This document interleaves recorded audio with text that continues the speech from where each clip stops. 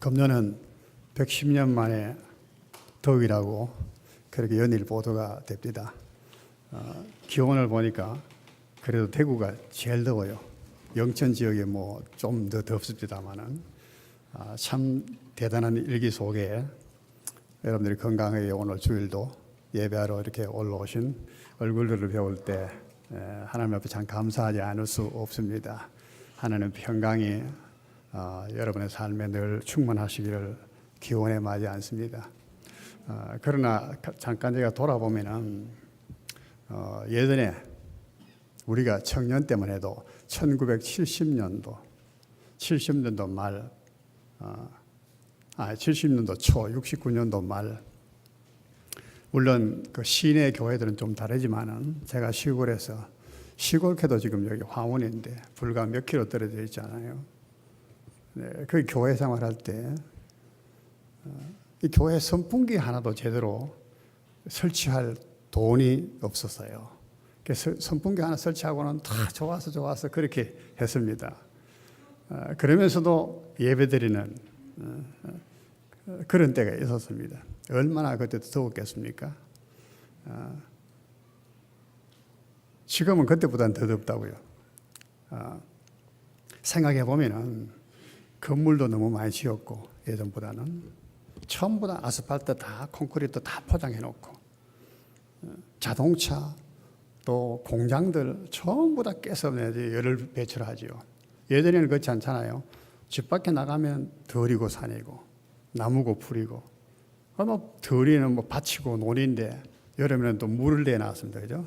물이 막 그러니까 이 더위도 상당히 이제 감소시키고 그랬는데 그 비가 많이 와도 땅이 흡수를 하고 홍수도 많이 안 나고 요즘 비가 왔다 하면은 산사태가 나고 물난리 나고 야단나고 더위도 얼마나 더운지 우리가 자연의 그만큼 편리함을 누리는 만큼 또 우리도 많은 고생도 아울러 하는 것 같은 생각을 해봅니다. 그래도 에어컨이 있는 이런 자리에서 우리가 예배하는 것만 해도 얼마나 좋습니까?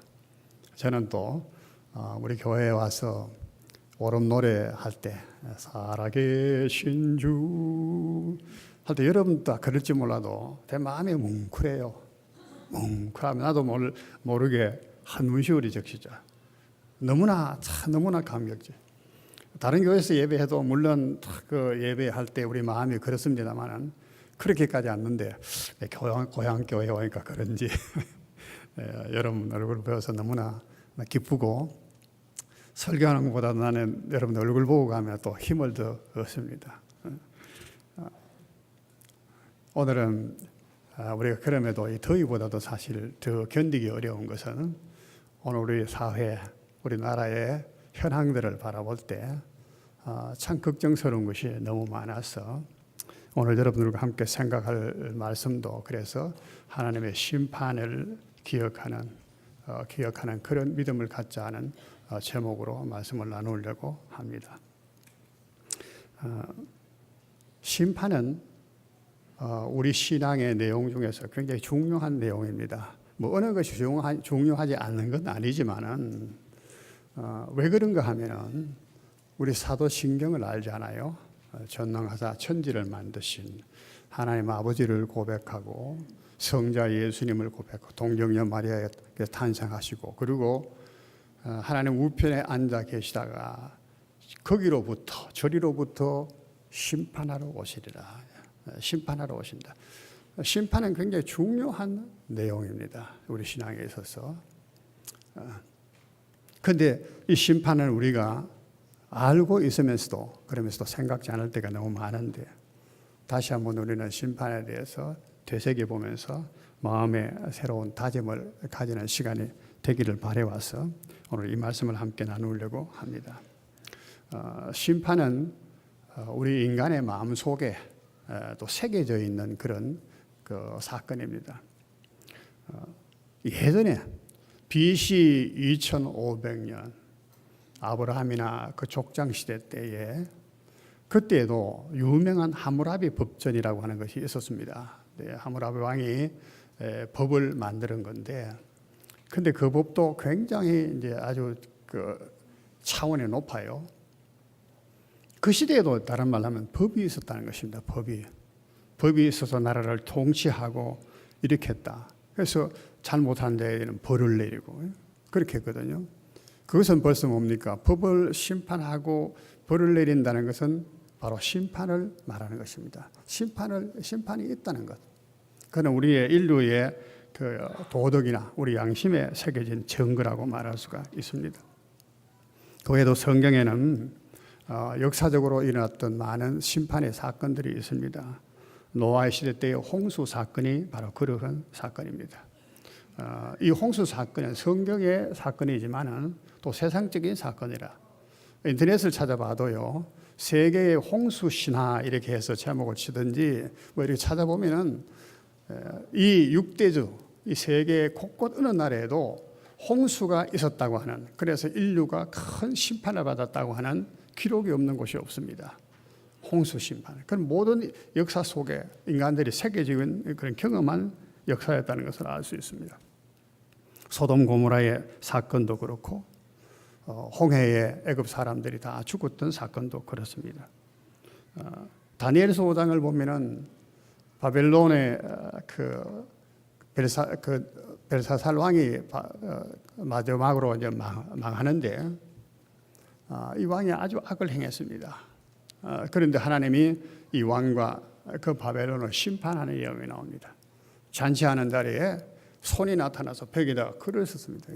메네 데겔 우바를 신, 다니엘서 5장에 나오는 말씀이죠. 왕의 그 초자연적인 사건을 보고 놀랐습니다. 큰 높은 벽에다가, 흰 벽에다가 사람의 손들이 나타나서 글을 썼다고 말이에요. 그런데 그 글을 읽어낼 사람이, 해석할 사람이 없어.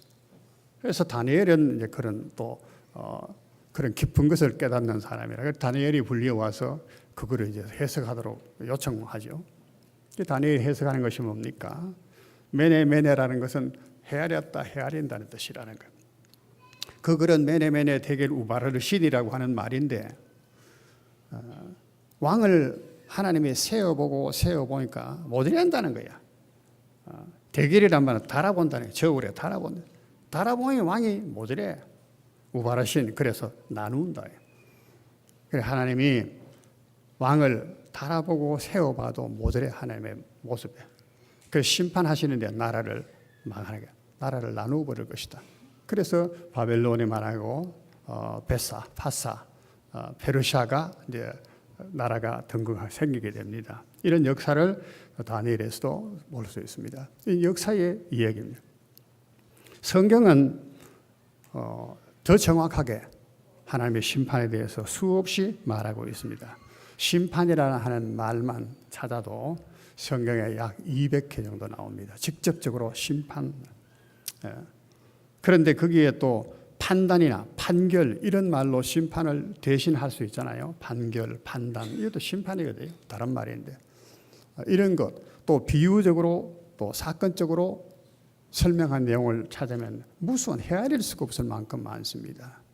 누가복음 16장은 우리가 흔히 잘 아는 이야기인데 부자와 나사로 이야기를 아시잖아요. 이 세상에서 잘 먹고 잘 사던 부자, 또 그 문간에서 쓰레기통을 뒤지며 헌대를 끌으며 그러며 그렇게 살던 나사로 죽었습니다. 그런데 부자는 음부에 떨어지고 나사로는 천사의 손에 받들려서 아브라함의 품에 들어가고, 누가복음 16장 하나님의 심판에 대한 이야기죠.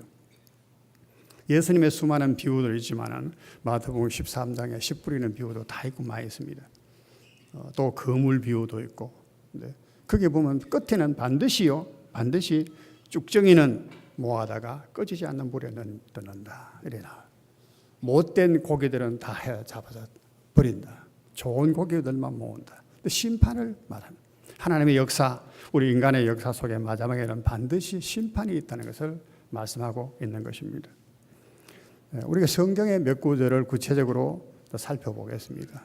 시편 1편인데 시편 1편은 시편 150편 전체의 대표적인 시편입니다. 그런데 거기에 보면 우리가 잘 아는 대로 복 있는 사람은 악인의 길을 쫓지 아니하고 죄인의 길에 서지 아니하고 또 오만한 자리에 앉지 아니하고 이렇게 쭉 나오지요. 5절에 가면은 그러므로 악인들은 심판을 견디지 못하며 의인들의 회중에 들지 못하리로다. 여기 보면 악인들은 심판을 견디지 못한다. 시편의 대표적인 시편 1편에서 전도서 12장 14절에는 우리가 함께 읽어보시면 좋겠습니다. 하나님은 모든 행위와 모든 은밀한 일을 선악간에 심판하시리라. 전도서가 12장으로 되어 있는데 제일 마지막 절입니다. 쭉 솔로몬이 전도 이 얘기를 하고는 말씀하시기를 하나님은 모든 행위와 모든 은밀한 일을 선악간에 심판하신다. 누가복음 12장 5절 말씀도 우리 함께 봅니다. 마땅히 두려워할 자를 내가 너희에게 보이리니 곧 죽인 후에 또한 지옥에 던져 넣는 권세 있는 그를 두려워하라. 내가 참으로 너희에게 이르노니 그를 두려워하라. 이 보면 죽인 후에 또한 지옥에 던져 넣는 심판을 하는 하나님을 두려워하라는 거예요. 우리가 세상 살아갈 때 두려운 것이 참 많지요. 권세들이 두렵고 가진 자들 앞에 우리가 두렵고 그래서 때로는 거짓말하고 잘못된 일을 저지르기도 하고 그렇게 합니다. 거짓 증언도 하고 그런 것을 두고 말씀하신 것입니다. 마땅히 두려워할 자를 두려워하라는 거예요. 우리 육체만 죽이고 그 이상 아무것도 할 수 없는 사람을 두려워하지 말고 죽은 후에도 우리를 영혼을 지옥에 던져넣는 그런 권세 있는 하나님을 두려워하라. 심판에 대한 말씀을 하는 겁니다. 분명하고 더 구체적인 것은 히브리서 9장 27절 말씀, 우리가 암송하다시피 하는 말씀인데 한 번 죽는 것은 사람에게 정한 것이요 그 후에는 심판이 있으리니 했습니다. 한 번 죽는 것은 사람에게 정한 것이요 모든 사람은 죄인이라서 반드시 죽습니다. 안 죽은 사람 없습니다. 물론 성경에 보면 안 죽은 사람이 두 사람이 있습니다. 에녹이 죽지 않고 성천을 했습니다. 엘리야가 그랬습니다. 그죠? 엘리야가 그랬습니다. 그러나 모든 사람은 다 죽습니다. 하나님이 정하신 것이라고. 그러나 그 후에 심판이 있다는 거야. 얼마 전에도 우리 민주정의당인가 원내대표들이 있던 노모시기 의원이 투신 자살했다. 그것도 논란이 많습니다. 자살이 아니고 타살이다 하고 의혹들을 많이 말합니다만은 그 외에도 우리가 그전에도 보면 대통령도 자살을 했습니다. 사람이 죽으면 다 끝날 줄로 생각하지만은 아니다 그 말이죠. 한 번 죽는 것은 사람에게 정한 것이지만 그 후에 심판이 있다니. 심판이 있다. 죽인 후에 또한 지옥에 던져넣는 권세 있는 자를 두려워하라. 죽인 후에 또 지옥에 던져넣는 이런 심판이 있음을 성경은 분명하게 우리에게 말해주고 있는 것입니다. 그런데도 심판이 없다고 부인하는 사람들 또 그것을 거부하는 사람들이 있습니다. 무신론자야 그만두고라도 무신론자라 할지라도 자연인이라 할지도 죽고 나면 심판이 있다는 것을 두려워한다. 다. 애굽을 가보면요. 성지순례할 때 보통 애굽에 갑니다. 카이로 박물관에도 가고 이렇게 가는데 가면은 미이라들이 많아요. 카이로 박물관, 애굽의 박물관에 가면 미이라밖에 사실 볼 게 없습니다. 거기 가면 그 애굽의 무덤 속에 벽화들이 많이 있는데 그 벽화들에 보면요, 그들이 믿는 신이 말이야. 신이 사람의 이제 그 살았을 때 죄를 이렇게 저울질하는 그림이 있어요. 이렇게 저울을 하나는 깃틀을 새의 깃틀 같은 게요, 닭의 틀이 있잖아요. 틀 하나 달랑 오는 거. 한쪽에는 사람의 양심 올리는 이런 것이 벽화로 그려져 있어요. 딱 들면 저도 거기 갔을 때 그림이 참 놀라워서 하나 사가지고 와서 이렇게 걸어놨는데 보기가 싫어. 그래서 얼마간 이렇게 걸어놨다가 치워버렸습니다. 근데 다른 말하면 우리가 살아가는 동안에 우리 양심이 새의 깃틀보다도 무거우면 지옥 간다는 거예요. 그들은 심판을 굉장히 두려워했어요. 항상 그걸 믿고 있었어요. 그래서 미이라를 만들어서 내세를 생각하기도 하고 그걸 보잖아요. 자, 이 하물며 믿지 않는 사람들도 심판에 대한 어떤 두려움을 가지고 있는데 하나님에 대해서 말하는 그런 신학질 가운데도 심판을 부인하는 사람이 있습니다. 부인하는 이유는 간단합니다. 하나님은 사랑이시네요. 독생자를 우리를 위해 보내시는 분인데 어떻게 심판을 하실 수가 있느냐는 것입니다. 하나는 모르고 하나님의 사랑이 어떤 거라고 하는 것을 착각을 하면 됩니다. 우리 하나님의 사랑을 우리 굉장히 오해를 하거든요. 하나님의 사랑만 생각하면 안 돼요. 그 사랑은 반드시 채찍을 때리는 사랑이어야 됩니다. 부모가 자식을 매를 때리죠. 사랑 안 했으면 왜 때립니까? 아니란 그 말이죠. 매를 때리는 거예요. 근데 그게 사랑이라. 그래서 매를 맞으면서도 자식은 그 부모님을 더 공경하게 되고 사랑하게 되는 겁니다. 매의 사랑을 느끼는 거죠. 이것을 구체적으로 우리가 생각해 봅시다. 만약에 심판이 없다면 어떨까? 심판이 없다면 전도서, 좀 전에도 우리가 전도서 말씀을 인용을 했는데 전도서 1장 14절부터 한번 보겠습니다. 내가 해 아래서 행하는 모든 일을 보았노라. 보라, 모두 다 헛되이 바람을 잡으려는 것이로다. 구부러진 것도 곱게 할 수 없고 모자란 것도 셀 수 없도다. 3장 16절 말씀 함께 읽어볼까요? 내가 해 아래서 보건대 재판하는 곳 거기에도 악이 있고 정의를 행하는 곳 거기에도 악이 있도다. 4장 1절의 말씀은 같이 봅니다. 내가 다시 해 아래서 행하는 모든 학대를 살펴보았도다. 보라, 학대받는 자들의 눈물이로다. 그들에게 위로자가 없도다. 그들을 학대하는 자들의 손에는 권세가 있으나 그들에게는 위로자가 없도다. 여기 보면 해 아래서라고요. 우리 잘 아는데 해 아래서라는 것은 이 세상에서, 이 땅 위에서, 사람 사는 세상에서 그런 말이에요. 이 사람 사는 세상에서는 구부러진 것이 헤아릴 수 없더라. 모자라는 것도 셀 수 없더라. 이게 뭔 말인가? 잘못됐다는 얘기예요. 잘못됐다는 것을 이런 표현을 쓰는 거예요. 구부러진 것, 모자란 것. 그것이 헤아릴 수 없이 많다. 솔로몬이 얼마나 지혜자입니까? 그가 모든 지혜를 써서 이 모든 것을 살폈다고 말해요. 살펴보니까 해 아래서 보건대 그 구부러진 것이 너무 많은데 재판하는 곳에 곧 거기에도 악이 있고 정의를 행하는 곳 거기에도 악이 있도다. 재판을 하는 곳, 정의를 행하는 곳. 이 법이라고 하는 것 어떻게 찾아요? 법은 잘잘못을 분명히 밝혀주는 겁니다. 힘없는 사람이나 권세 있는 자들 상관이 없습니다. 잘못한 것은 권세 있는 자도 잘못하면 벌을 받아야 되는 것도 또 가난한 사람도 잘못하면 벌을 받아야 되는 것입니다. 가난한 사람이라고 두 등에 봐줘도 안 되고 권력이 있는 자라고 또 아첨해서 그걸 또 봐줘도 되는 것이 아니래. 그런데 불행하게도 재판을 행하는 곧 크기에도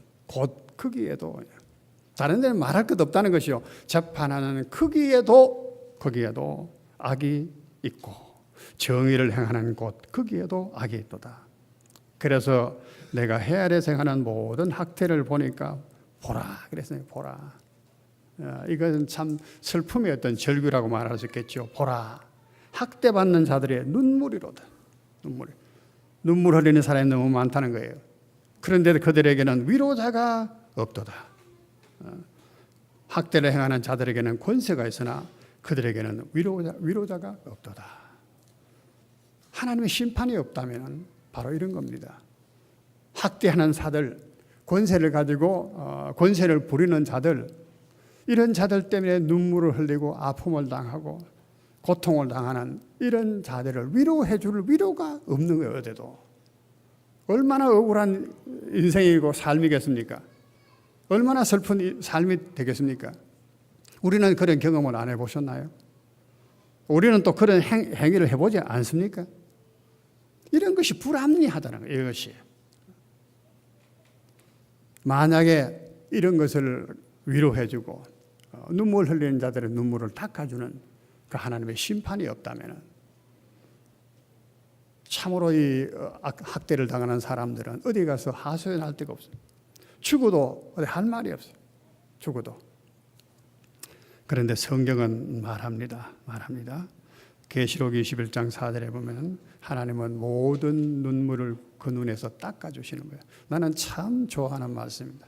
하나님의 모든 눈물에도 종류가 있습니다.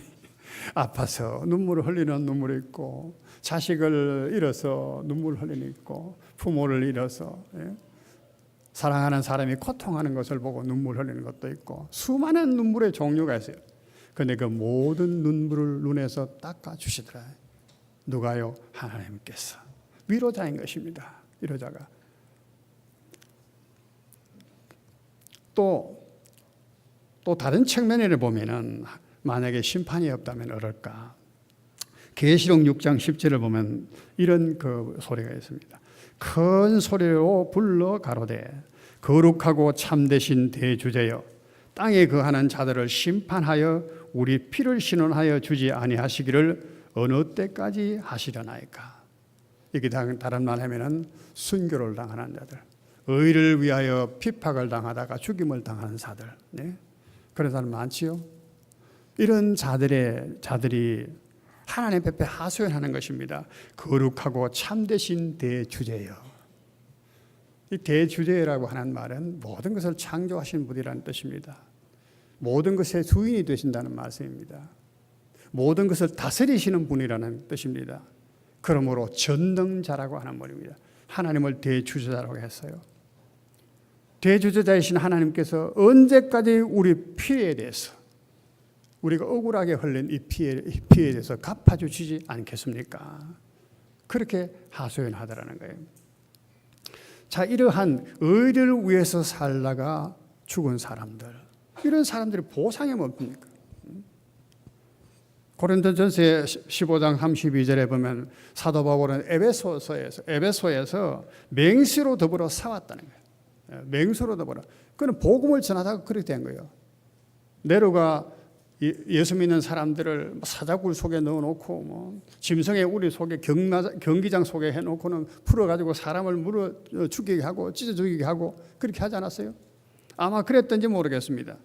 사도 바울이 에베소에서 내가 맹수와 더불어 싸웠으면 내게 무슨 유익이 있겠느냐. 복음 증거를 위해서 의를 위해서 목숨을 내걸고 그렇게 했다는 거예요. 그러나 그것이 내게 무슨 유익이 있겠느냐. 만약에 그에 대한 보상이 없다면, 보상이 없다. 여기에서 말하는 것은 하나님의 심판에 대한 것을 말씀하고 있는 것입니다. 그러면 하나님의 심판은 어떤 것인가요? 하나님의 심판은 어떤 것인가? 하나님의 심판의 준칙에 대해서 성경은 또 말하고 있습니다. 이게 준칙이라고 하는 것은 우리가 재판정에 가면요, 판사가 이렇게 검사의 말도 듣고 변호사의 변론도 듣고 다 듣고 난 뒤에 마지막에 판결을 내리잖아요. 판결을 내릴 때 어떻게 내립니까? 피고는 민법 몇 조에 의거하여 또는 형법 몇 조에 의거하여 징역 2년을 처한다. 당당하고 또 판결을 내리잖아요. 여기에 판사가 말하는 형법 몇 조에 의거하여 몇 조에 의해서 라는 것이 준칙입니다. 하나님이 심판을 하시는데 그 근거와 척도와 기준이 있다는 것입니다. 무조건 하시는 것이 아니에요. 무조건 하시는 거예요. 그것이 하나님의 심판의 준칙인데 오늘 읽은 말씀 속에 보면 그렇습니다. 20장 11절에 내가 크고 흰 보좌와 그 위에 앉으신 이를 보니 그랬죠.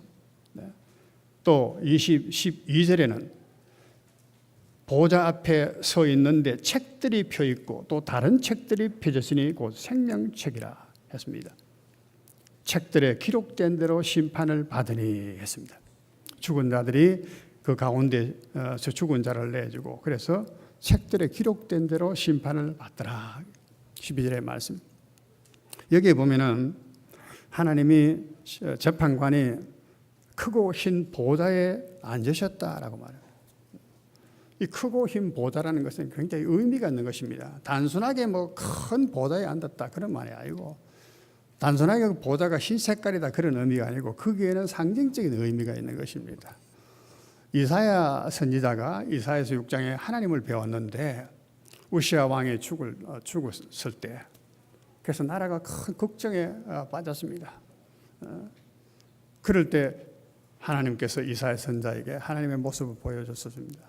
하나님은 어떤 모습인가? 높은 보좌에 앉으셔서 하나님의 높은 보좌에 앉으셨는데 그 옷자락이 성전에 가득하더라고요.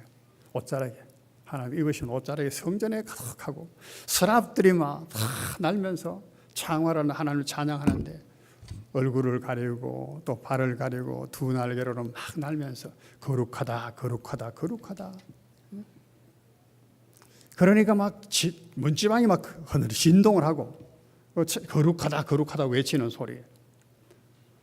그 모습은 바로 하나님이 어떠신 분가를 나타내 보인 것이지요. 높은 보좌에 앉으셨어요. 그것은 세상 모든 것을 다스리시는 분이라는 뜻입니다. 높은 곳에 그보다 높으신 분이 없어요. 권세와 위엄이 다 있는 것입니다. 영광이 그에게만 있는 분입니다. 그 옷자락은 또 성전에 가득했다는 말은 우리 옷자락은 참 자비의 모습, 은혜의 그런 그 품 이런 것으로 되잖아요. 루시 보면은 당신의 옷자락으로 보아스에게 나를 덮어줘서 그런 말을 했습니다. 어머니의 옷자락도 마찬가지 아닙니까? 어머니 우리 어릴 때는 참 요즘 어머니들은 그렇지 그런 옷도 잘 안 입지만은 우리 어릴 때 어머니들은 항상 치마가 이렇게 이웃집 개가 막 달라들잖아요. 그러면 막 도망쳐가 엄마 속에 탁 하면 엄마가 치마로 탁 덮어줘. 그것이 얼마나 옷자락이 포근한지 몰라. 하나님의 옷자락이 성전에 가득 덮었다는 거예요. 하나님의 자비하심을 말합니다. 하나님의 백성을 다 덮고 계신다. 여기에도 마찬가지입니다. 희고 큰 보좌라는 것은 희다는 말이에요. 공의롭다는 것. 더러운 것이 없어요. 불결한 것이 없습니다. 깨끗하다는 거예요. 하나님의 심판은 깨끗한 것입니다. 공의로운 것입니다. 더러운 것이 없습니다. 치우친 것이 없습니다. 그리고 큰 보좌입니다. 보통 왕이 앉는 보좌하고는 달라요. 큰 보좌야. 비교할 수 없는 그런 권세와 권위와 영광과 그런 것을 가지신 하나님이라는 것을 말씀하신 것이요. 그래서 대주제자라고 말한 거예요. 대주제자요. 세상의 주인이시고 세상을 통치하시는 분이고 전능하신 하나님이요. 그렇게 말했죠. 자, 이 하나님이 그래서 이제 심판을 하시는데 어떻게 심판을 하시는가?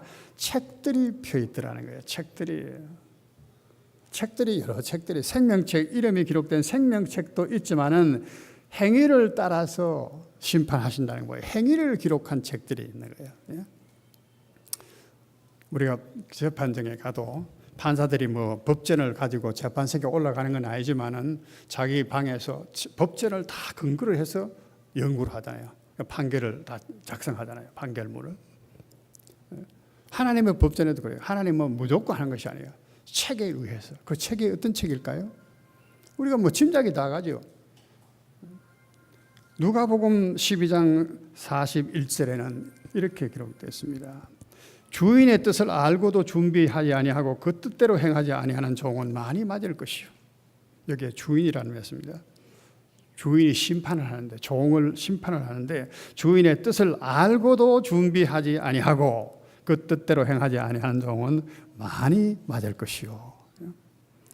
48절에는 알지 못하고 맞을 일을 행한 종은 적게 맞으리라. 무릇 많이 받은 자에게는 많이 요구할 것이요 많이 맡은 자들에게는 많이 달라 할 것이라. 하나님의 딱 심판하신 기준이 있는 거예요. 그죠? 무조건 하신 것이 아니고 많이 맡긴 자에게는 많이 달라고 하신다는 거예요. 모르고 행한 자는 매를 때리는데 매를 적게 맞아요. 그러나 알고도 주인의 뜻을 행하지 않는 자는 많이 맞을 것이라. 그 다음에 고린도후서 5장 10절 우리 말씀을 함께 읽어보겠습니다. 이는 우리가 다 반드시 그리스도의 심판대 앞에 나타나게 되어 각각 선악간에 그 몸으로 행한 것을 따라 받으려 함이라. 나는 성경 구절을 여러분께서 그저 인용해서 소개를 하지만은 이 구절 하나하나를 우리가 함부로 스치고 지나갈 구절들이 아닙니다. 또 새기고 또 새겨봐야 됩니다. 이는 우리가 다 누구에게 말합니까? 고린도 교인들에게 말하고 있네요. 교인들에게 말하는 거예요. 세상 사람이 아니고 우리가 다 그랬어요. 다. 여기 예외가 없습니다. 다 반드시 예외가 없습니다. 다 반드시 각각 선악간에 우리가 각각 다 심판받는 것이죠. 무디기로 받는 그런 거 없습니다. 군중 속에 묻혀서 이렇게 스쳐가는 그런 게 없다는 거예요. 각각 심판, 선악간의 심판을 받는데 몸으로 행한 것을 따라 심판을 받는다. 마태복음 12장 36절 말씀을 봅니다. 내가 너희에게 이르노니 사람이 무슨 무익한 말을 하든지 심판날에 이에 대하여 신문을 받으리니. 12장 37절 말씀은 같이 봅니다. 네 말로 의롭다함을 받고 네 말로 정죄함을 받으리라. 자, 말하는 것도요. 말하는 것도 우리의 심판의 대상이 되는 겁니다. 이 말이 함부로 나오는 게 아니잖아요. 말은 우리 속에서부터 나옵니다. 그래서 나가라고 하는 자는, 형제에게 나가라고 하는 자는 심판을 면치 못한다. 예수님 말씀하신 것이 거기에 있습니다. 유다서 14절 15절의 말씀을 우리가 함께 보겠습니다. 여기에 어떤 것으로 심판을 받는가 기록하고 있습니다. 아담의 7세 손 에녹이 이 사람들에 대하여 예언하며 이르되 보라 주께서 수만의 거룩한 자와 함께 임하셨나니 15절 이는 무사람을 심판하사 모든 경건하지 않은 자가 경건하지 않게 행한 모든 경건하지 않은 일과 또 경건하지 않은 죄인들이 주를 거슬려 한 모든 완악한 말로 말미암아 그들을 정죄하려 하심이라 하였느니라. 에녹이 말했는데 여기 보십시오. 무사람을 심판하신다네. 그런데 모든 말이 다 나오죠. 모든 그게 경건치 않는 자, 경건치 않는 자가 경건치 않게 행한, 경건치 않은 모든, 경건이라는 말이 계속 나옵니다. 경건치 않은 자가 경건치 않게 행한, 경건치 않는 모든 일에 심판을 받는다.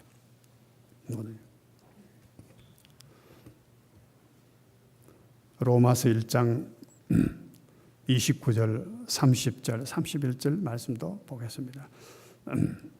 로마에 물론 당시 때의 죄악을 보고 말씀한 것입니다만 곧 모든 불의, 추악, 탐욕, 악의가 가득한 자요 시기, 살인, 분쟁, 사기, 악독 가득한 자, 수군수군하는 자, 비방하는 자요 하나님께서 미워하시는 자요 능욕하는 자요 교만한 자요 자랑하는 자요 악을 도모하는 자요 부모를 거역하는 자요 31절에 우매한 자요 배약하는 자요 무정한 자요 무자비한 자라. 우리가 여기에 하나도 해당 안 한 사람이 있나요? 이 로마만 그런 것이 아닙니다. 갈라디아, 갈라디아의 에베소 지역에 보면은 거기에도 똑같은 죄악이 어느 곳에나 다 있는 겁니다. 오늘 이 한국에도, 땅에도, 이 신암동에 사는 우리들에게도 이런 죄악이 있는 것입니다. 갈라디아서 5장 19절 이하의 말씀을 보면은 육체의 일은 분명하니 곧 음행과 더러운 것과 호색과 20절에 우상 숭배와 주술과 원수 맺는 것과 분쟁과 시기와 분냄과 당짓는 것과 분열함과 이단과 21절에 투기와 술 취함과 방탕함과 또한 그와 같은 것들이라. 에베소에는 어떻습니까? 에베소 5장 3절에 보면 음행과 온갖 더러운 것과 탐욕, 5장 4절에는 누추함과 어리석은 말이나 희롱하는 말, 5장 5절에는 음행하는 자, 더러운 자, 탐하는 자, 우상 숭배자, 이들은 다 그리스도와 하나님의 나라에서 기업을 얻지 못하리라 말하고 있습니다. 여기 죄악들이 다 나와 있잖아요. 이 하나님 심판대 앞에서 다 심판받는 죄악들입니다. 죄악들. 계시록 21장 8절 그 뒤가 같이 한번 보겠습니다. 그러나 두려워하는 자들과 믿지 아니하는 자들과 흉악한 자들과 살인자들과 음행하는 자들과 점술가들과 우상 숭배자들과 거짓말하는 모든 자들은 불과 여왕으로 타는 못에 던져지리니 이것이 둘째 사망이라. 심판을 받고 나면은 그때는 둘째 사망에 들어간다. 둘째 사망. 죽은 후에 다시 심판, 또 죽음이 있어요. 그게 둘째 사망인데 둘째 사망이 뭐냐면 불과 유황으로 타는 못에 던져지는. 거기에 세세토록 울며 이를 갈미 있으리라. 성경에는 그렇게 말하고 있습니다. 여기 보십시오. 두려워하는 자들. 두려워하는 자들도 심판을 받는다. 이해하기 어렵죠? 두려워하지 않는 자가 있나요? 오늘 우리가 이 말씀을 들으면서도 하나님의 심판이 두렵다 그런 생각하잖아요. 심판 받습니까? 두려워하는 그 두려워하지 않는 사람이 또 있나요? 그게 무슨 말인가? 그 다음에 보니까 믿지 않는 자들과 하나님을 믿지 않는 자들은요, 다른 말하면 하나님을 모르는 자들은 두려워하게 되죠. 두려워하지 않아야 될 때 두려워해요. 아담이 하와가 왜 하나님을 두려워합니까? 자기들을 만들어주시고 에덴 동산을 만들어주시고 모든 것을 다 주시고 거기에다 돕는 아름다운 배필을 하와까지 주셨는데 왜 하나님을 두려워해야 됩니까? 선악을 까를 먹었으니까 두려워하게 되는 거예요. 우리가 하나님을 알면 두려워할 존재가 아니고 하나님 우리가 경외하는 자가 되는 겁니다. 아버지가 물론 두렵지요. 그러나 아버지 두려워합니까? 우리는 아버지를 사랑합니다. 그 누구보다 사랑합니다. 그러나 두려워함이 그 속에 있습니다. 그 두려워함이 사랑하는 것을 엎어버리지 못합니다. 사랑은 아버지를 사랑하는 것은 두려움을 이기는 거예요. 꼭 같은 겁니다. 왜 두려워하는가? 믿지 아니하기 때문에 그렇습니다. 하나님을 모르기 때문에. 그러니까 흉악하고 이전에 말한 로마와 가를라데아, 에베소의 사람들이 행했던 음행, 술 취함, 방탕 이 모든 것들이 다 어디에서 나오는가? 하나님을 믿지 아니하면서 나오는 거예요. 이것들이 다 신발. 그러니까 우리가 저 불교이나 세상 사람들이요, 참선을 하면서 바르게 살아보겠다고 도를 닦아가면 죄 안 짓고 살아가겠다는 것은 다 헛거라 그 말이에요. 왜 헛건가? 그렇게 해서 이런 것들을 극복할 수 있는 것이 아니란 말이에요. 할 수 없는 거. 여기는 근본적으로 마음에서 다 나오는 겁니다. 마음이 변화가 되지 않고는 안 되는 것입니다. 그렇잖아요? 자꾸 착하게만 살려고 한다고 되는 것이 아니고 하나님을 알게 될 때 비로소 우리가 새롭게 되어지는 겁니다. 물론 우리가 죄 짓고 않고 살아야 되겠다는 마음을 가지게 됩니다. 그런데 그 마음도 어디에서 나옵니까? 하나님을 우리가 믿기 때문에. 우리가 죄 지었을 때 하나님이 슬퍼하신다. 성령께서 우리 안에서 탄식하신다. 근심하신다. 그것 때문에 우리가 그것들을 경계하고 멀리하는 것입니다. 내가 잘못하면 부모님이 탄식하시니까, 부모님이 슬퍼하시니까, 부모님이 마음 아파하시니까 내가 그럴 수 없다고 하는 것과 똑같은 겁니다. 똑같은. 계시록 2장 23절에는 하나님의 심판의 준칙의 또 다른 모습입니다. 또 내가 사망으로 그의 자녀를 죽이리니 모든 교회가 나는 사람의 뜻과 마음을 살피는 자인 줄 알지라. 내가 더히 각 사람의 행위대로 갚아주리라. 여기를 보시면 하나님께서 심판하시는데 사람의 뜻과 마음을 살피는 자이다 이랬습니다. 행위만이 아니고요, 우리가 어떤 뜻을 품고 있는데, 마음의 시기는 드러나지 않을 수도 있습니다. 그죠? 이 시기심이 드러나지 않더라도 그것이 어떤 위장된 모습으로 나타난다 할지라도 하나님은 다 판단하신 거예요. 하나님의 중심을 보신다 그랬잖아요. 사울이 하나님 제사 지낸다고 하나님께서 다 없애라고 하는 그런 것들을 남겨두은 거, 하나님이 다 아시잖아요. 하나님이 그런 거 원하시겠느냐? 그걸 기뻐하시겠나? 제사와 번제보다도 하나님 말씀 듣는 것을 하나님 기뻐하시지 않아요. 중심을 아시는 게 벌써 하나님 아시네. 그걸 심판하신다. 우리 은밀하게요. 하나님이 안 보시지 뭐. 하나님 보시랴. 자기 꾀에 자기가 속는 겁니다. 그죠? 전도서 12장 14절에 아까도 말씀하셨잖아요. 이러잖아요. 하나님은 모든 행위와 모든 은밀한 일을 그랬습니다. 선악관에 심판하시리라. 은밀한 일. 아무도 모르는 일들이 있을 수 있습니다. 그것까지 하나님은 다 심판하신다. 하나님의 또 심판의 준칙에 심판의 대상들도 다 나와 있습니다. 계시록 20장 10절에 보면은 그들을 미혹하는 마귀가 불과 유황못에 던져지니 거기는 그 짐승과 거짓 선지자도 있어 세세토록 밤낮 괴로움을 받으리라. 여기는 심판받는 자들을 말합니다. 거기는 마귀가 있고 그 짐승들, 거짓 선지자들. 요한계시록 13장에 보면 짐승들이 여기 나옵니다. 땅에서 올라오는 짐승이 있고 바다에서 나오는 짐승이 있고 그런 정치 세력을 말합니다. 권력가를 말합니다. 그들을 다 심판합니다. 이들이 다 마귀의 하수인이 되어서 이 땅에서 마귀의 행위를 행하는 자들이란 말이에요. 가룟 유다가 그랬잖아요. 예수님 팔았잖아요. 예수님 뭐라고 그랬습니까? 그는 마귀라고 그랬어요. 가룟 유다는 마귀야. 우리가 외적으로 보면 아주 나라를 위한 열성적인 열심파 중에 하나인 가룟 유다, 애국자 이렇게 볼지 몰라도 그는 마귀라고 말해요. 오늘 정치인 권력 세계 속에 세상을 다스리는 경제 권력 속에 이러한 짐승들이 다 있다네요. 짐승들이. 또 선지자에 있습니다. 바다에서 나온 그 땅에서 나온 짐승, 거짓 종교들, 이단들 그걸 말합니다. 그들은 다 양의 탈을세, 양의 탈을세. 모양은 양이라. 그런데 말하는 것은 마귀처럼 그렇게 용처럼 말하는 거예요. 거짓된 종교, 거짓된 이단. 이런 것들 세력들이 다 함께 둘째 사망, 불못에 던져진다. 심판에서는. 그러니까 사람들은 말할 것도 없죠.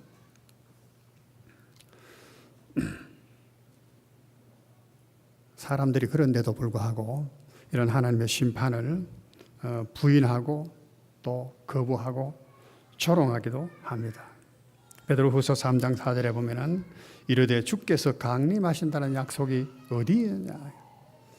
주께서 강림하시면 심판하러 오시는 겁니다. 다시 오시리라. 심판하러. 근데 주님께서 오시지 않는다는 거예요. 그 말은 심판이 없다고 말이에요. 그런 것이 어디 있느냐? 만물이 처음 창조될 때와처럼 그냥 있지 않느냐? 어디 주님이 다시 오시겠느냐? 시편 14편 1절에는 어리석은 자는 그의 마음에 이르기를 하나님이 없다 하는도다. 하나님이 없다네요. 하나님이 없으니까 자기 마음대로 생각하고 자기 마음대로 행동하고 살아가는 것입니다. 로마서 1장 28절에는 이런 사람들은 그 마음에 하나님을 두기를 싫어한다 그래요. 마음에. 우리가 다 마음이 있죠. 그런데 그 마음에 누가 있습니까? 굉장히 중요한 문제입니다. 우리 손자하고 가정 예배를 드리면서 그랬어요. 하나님이 우리 안에 계신다. 어디 계실고. 나는 요즘은 방학이 돼가지고 게임을 너무 좋아해. 헤드폰에 해가지고 자 게임을. 네 마음속에는 게임이 들었네. 게임이 들었네. 우리 마음에 하나님을 두기를 싫어해요. 여러분 생각해 보십시오. 우리 어떤 연인을 우리가 사모한다 그렇게 말해요. 마음에 묻는다는 게 마음에. 항상 그 생각나는 거예요. 율법도 우리의 마음에 둔다 그래요. 마음에 둔. 그럼 자꾸 말씀이 생각이 나죠. 하나님을 마음에 두면은 하나님을 생각하게 되는 겁니다. 네 마음에 두기를 싫어하니. 그러니까 하나님께서 되었다고 하면 네 마음대로 해라. 그러고는 내버려 두셨어. 그러니까 아까 로마서 읽었던 온갖 음란한 일과 더러운 말과 온갖 부정한 행위들을 행하게 되더라. 그렇게 말하고 있는 겁니다. 하나님이 없다는, 다른 말로 심판이 없다라고 하는 거기에서 모든 악행이 일어나는 법입니다. 로마서 2장 5절은 이렇게 경고합니다. 하나님이 다 심판하십니다. 그래도 지금도 심판을 늦추시고 계세요. 근데 사람들이 교만해서 하나님 심판이 없다 이렇게 말한다는 거야. 근데 하나님 뭐라고 말씀하시는가? 하나님이 심판을 늦추시는 것은 다만 내 고집과 회개하지 아니하는 마음을 따라 진노의 날, 곧 하나님의 의로우신 심판이 나타나는 그날에 임할 진노를 내게 샀는도다. 하나님께서 참고 견뎌주신다는 거예요. 우리가 회개하고 뉘우치고 바른 길로 돌아서기를 하나님 바라시는데, 그래서 참으시고 기다리시는데, 온갖 의인이 고통을 받는 것도 하나님께서 견디보시면서 참으시는데, 그들은 오히려 그 하나님을 멸시한다는 거예요. 조롱한다는 거예요. 하나님의 심판이 어디 있느냐? 이렇게 말한다는 거예요. 심판을 두려워하는 사람과 심판을 두려워하지 아니하는 바라보는 두 종류의 사람이 있습니다. 우리 그리스도인은 하나님의 심판을 바라보는 사람이 되어야 됩니다. 시험을 이렇게 아이들 때 우리가 지금도 직장 생활도 합니다만 많이 보잖아요. 시험을 다 봅니다. 그런데 공부를 열심히 하고 시험 준비를 잘한 아이들은 시험을 두려워하지 않습니다. 우리가 다 경험했죠. 오히려 시험 보기를 원합니다. 그러면 자기가 다 얼마나 열심히 했는가 성적이 드러나니까 칭찬을 받게 되고 상을 받게 되니까. 그러니까 시험 공부를 안 하는 아이들은 어떻습니까? 시험 치는 게 겁나는 게 두려운 거야. 그렇지 않겠어요? 우리가 하나님의 심판도 마찬가지입니다. 우리가 하나님 주인의 뜻대로 우리가 살아간다면요, 하나님의 심판을 기다리는 거예요. 바라보는 것입니다. 왜 그러냐 하면 하나님의 심판은 구원이기 때문에, 곧 구원이기 때문에. 세상 사람은 심판하고 말할 줄 몰라. 그러나 믿는 우리들에게는 하나님이 구원해 주시는 거예요. 우리에게 상급을 주시는 일이란 말이에요. 그러니까 그것을 기다릴 수밖에 없는 것입니다. 우리는 하나님의 심판을 어떻게 생각하느냐예요. 하나님의 심판을 우리가 생각할 때 세 가지를 말씀을 드리고 말씀을 마칠까 합니다. 우리는 하나님의 심판을 참 복음으로 알고요. 복음을 알고 기쁘게 맞아야 됩니다. 하나님이 심판하신다는 말씀은 우리의 모든 삶을 다 살펴보신다는 얘기예요. 시편 139편의 말씀처럼 앉고 일어서는 것을 보신다는 거예요. 눕는 것을 생각하는 것도 다 보신다는 거예요. 아신다는 거예요. 그 말은 우리를 보살피시고 계신다는 거예요. 심판이라고 하는 것은 다른 말로 하면 심판 거기에만 우리가 자꾸 마음에 이렇게 매이지 말고 심판하시기까지 하나님께서 우리의 모든 행위를 책에 다 기록했다는 거예요. 기록하시면서 다니엘이 말한 벨사살에게 말한 것처럼 세어보고 달아보고 그렇게 하고 계신다는 거예요. 지금도 우리의 모든 일거수일투족을 하나님께서 다 보고 계시고 감찰하시고 계시고 돌봐주고 계신다고 하는 이것이야말로 얼마나 우리를 든든하게 하는지 모릅니다. 하나님의 심판이 있다. 이런 믿음을 가져야 돼요. 때때로는 어려움이 많아서 우리가 흔들리기도 합니다. 하지만은 근본은 그렇습니다. 근본은 우리가 하나님의 심판을 기뻐하고 우리를 보살피고 계신다고 하는 하나님의 그런 것에 대해서 항상 감사함을 가지고 살아야 된다. 그 말이죠. 두 번째로는 우리가 하나님의 심판을 생각하면 인내로서 우리 자신을 성화시켜 나가야 된다는 거예요. 다른 말로 하면 영적 전쟁을 치러간다. 그렇게 말할 수도 있습니다. 하나님의 심판 때까지가 있습니다. 심판 때까지. 그때까지 우리는 뭐냐 이야. 열심히 하나님이 기뻐하는 일들을 많이 하는, 상급받을 일을 많이 하는, 억울함을 받을 때, 핍박을 받을 때 우리는 그걸 견디는 거, 인내하는 겁니다.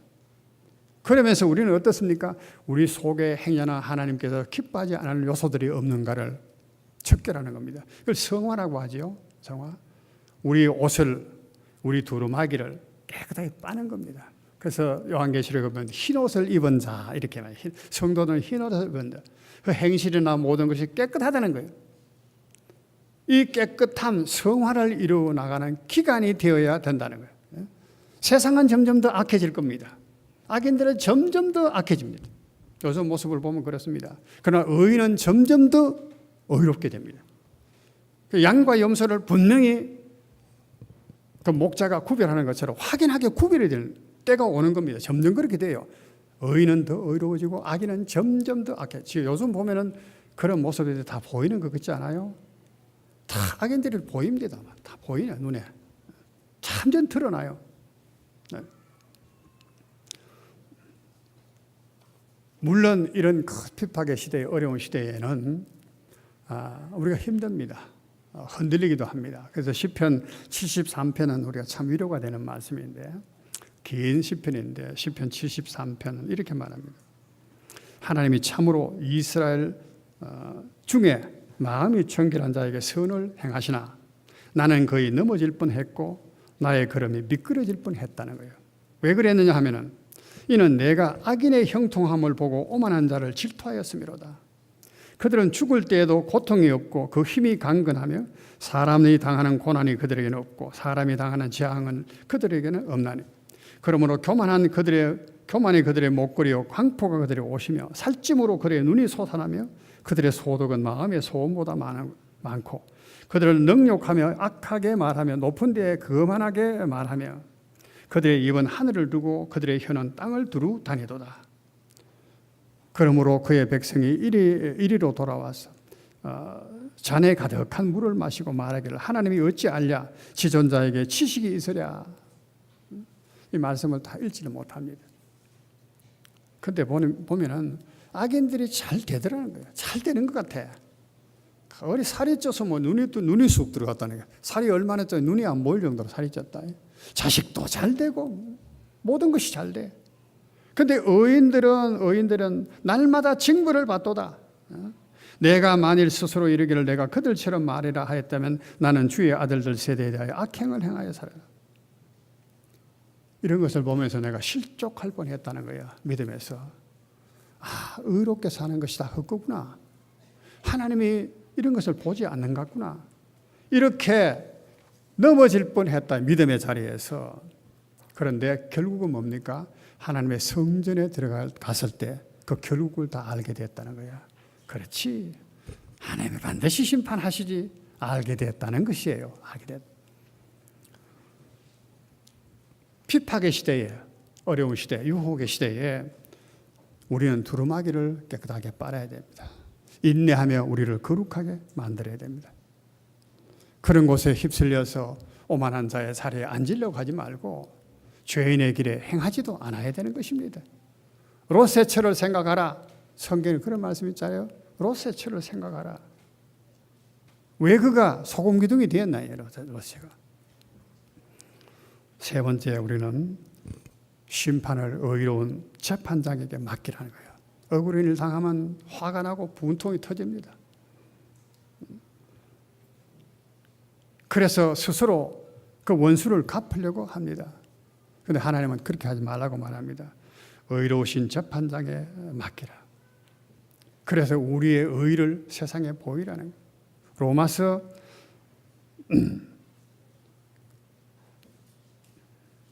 12장 19절 20절의 말씀에 잘 아는 말씀입니다.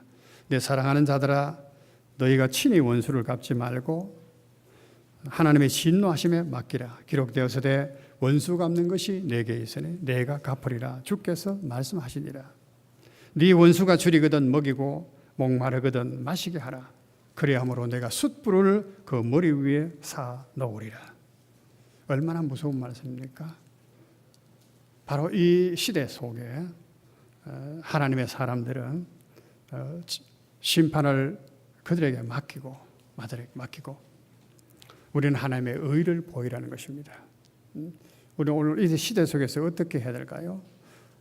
파수꾼처럼 나팔을 뿌리자. 죄에 대해서 그렇게 침묵하라는 소리가 아니에요. 이렇게 하면 심판이 있다, 망한다 라고 하는 말을 일깨워줘야 됩니다. 말만이 하는 것이고 아니고 우리가 원수에게 먹이고 마시우는 행동으로서 의로운 행동으로서 전파하라는 것입니다. 우리는 이 세 가지를 꼭 기억해야 돼요. 하나님의 심판을 우리 두려워하지 말고 우리를 보살피고 계시는 하나님의 위대한 위로인 줄 알고 담대함을 가지라는 것. 우리의 두루마기 또 인내로서 우리의 성화를 시키라는 것. 의로우신 재판관에게 하나님의 심판을 맡기라고 하는 것입니다. 오늘 한국 사회를 한번 보십시오. 공영방송을 볼 것도 요즘 거의 안 본다고 그래요. 많은 사람이. 유튜브를 주로 보고 이렇게 하는. 보면은 참 큰일 났습니다. 지금은 이제 드루킹 사건 때문에 야단 났습니다. 그죠? 드루킹. 조사를 해보니까 경찰이 제대로 조사를 안 했어. 검찰이 조사도 제대로 안 했어.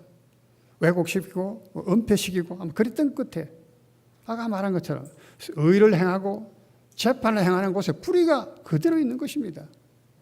어떻게 해서 가난한 사람들이 그러면은 그 한을 풀 수가 있겠습니까? 근데 이래요. 지도창이라고 하는 사람, 요번에 자살했다고 하는 그분은 상당히 깨끗한 정치인이라고 다 사회인들 알고 있었던. 근데 자결 하고 말았어요. 자결하고. 뇌물을 먹었다는 거예요. 지도청 사람들.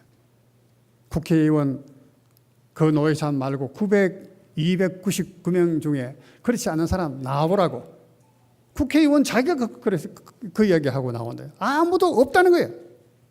그 권력을 이용해서 모든 비리를 행하고 있다. 그러니까 하면 정치는 정치대로 참 거짓말쟁이에요. 얼마나 거짓말, 돌아서면 탄로날 거짓말들을 지금 하고 있습니다. 그걸 보면서 부끄럽지도 않나 도대체. 그 낯짝을 가지고 시장을 함대하고 뭐 장관을 함대, 너무너무 기가 차요.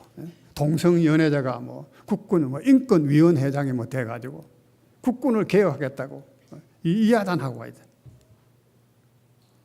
이 사회가 바르게 돼 가느냐 이게. 지금 이제 한국의 기독교 교단 내 지도자 되는 사람들이 서울에서 데모를 하고 야단났습니다. NAP 국가 뭐 인권 기본 정책을 반대한다고. 그 혈서도 쓰고 뭐 그랬다고 보도에 나왔습니다. 인권이라고 해놓고는 하는 게 뭡니까? 성소수자 차별하지 말아야. 동성연애도 허락해 줘라는 거야. 그 사람들 자기 인권 아니냐 이게 인권 아니냐. 참 뭐가 인권입니까? 뭐가 인권? 선악과를 먹는 것도 자유입니까? 그게 자유입니까? 그걸 인권이라고 포장을 하는 겁니다. 인권, 그러면서 뭐 난민자들 수용하는데 그 난민자들이 보면 정치색을 가지고 있는 사람들 전부 다 범죄자들 이런 사람. 우리나라에 와서 중국의 종교를 퍼뜨리고 이슬람의 종교를 퍼뜨리고 마구잡이로 막 받아들이고 맞아요.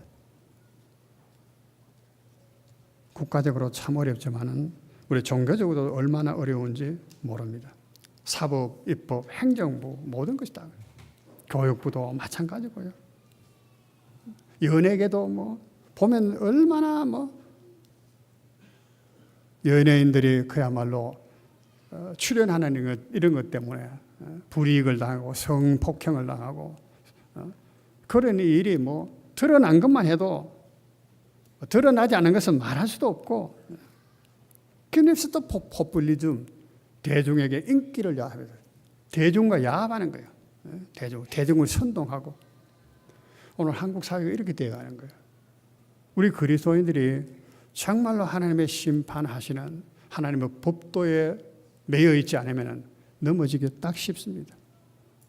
다 어려운 때예요. 우리 부모님들은 자녀들에게 정말로 이걸 철저히 가르쳐야 돼요. 자녀들 시대는 더 할 거란 말이에요. 이제는 가치 기준이 완전히 흔들려 봅니다. 인권이 무엇인지, 자유가 무엇인지, 평화가 무엇인지, 평화라고 하는 말이 전부 다 거짓된 평화예요. 이제 말씀을 맺겠습니다. 하나님의 심판은 반드시 있습니다. 반드시 심판하십니다. 선악관에 반드시 은밀한 것까지도 다 심판하실 것입니다. 우리는 그때 아멘 주 예수여 속히 오시옵소서라고 마라나타라고 그렇게 찬송하며 환영할 수 있는 영안의 성도들 되기를 축원합니다. 네, 기도드리겠습니다.